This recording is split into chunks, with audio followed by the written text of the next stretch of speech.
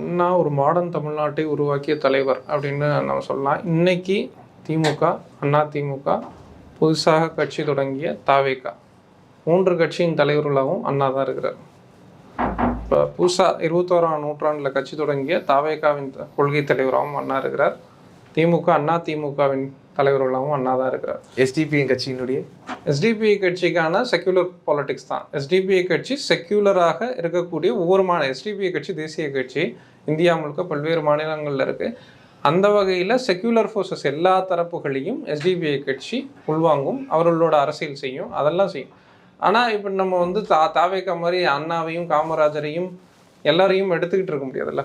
அப்போ நம்ம வந்து அண்ணா ஒரு மாடர்ன் தமிழ்நாட்டை உருவாக்கிய ஒரு நபராக, அண்ணா ஒரு மாடர்ன் தமிழ்நாட்டிற்கான ஒரு அன்னைக்கு அண்ணாவின் காலகட்டத்தை நாம் புரிஞ்சுக்கணும். இந்தியாவாகவே இல்லாத காலகட்டம். இந்தியாவானதற்கு பின்பு, பல்வேறு மாநிலங்கள் உருவாக்கப்பட்டதுக்கு பின்பு, தமிழ்நாடுக்கு தமிழ்நாடுன்னு பெயர் வைத்ததுக்கு பின்பு அண்ணா தான் வைக்கிறார். அப்போ அந்த காலகட்டத்தில் தோன்றிய தலைவர் வந்து அண்ணா.